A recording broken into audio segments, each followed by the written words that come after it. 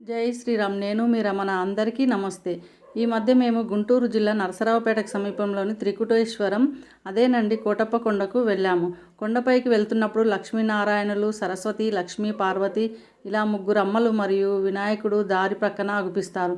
కొండపైకి వెళ్ళగానే దక్షిణామూర్తి అగుపిస్తారు. దక్షయజ్ఞం అనంతరం స్వామివారు విచలితులై బాల దక్షిణామూర్తిగా కొండపై జ్ఞానయజ్ఞులు అయ్యారట. అప్పుడు బ్రహ్మ, విష్ణువుతో పాటు దేవతలందరికీ వారి అభ్యర్థన మేరకు జ్ఞానోపదేశం చేశారట. ఇక్కడ 3 కొండలు త్రిమూర్తులకు సంకేతాలు.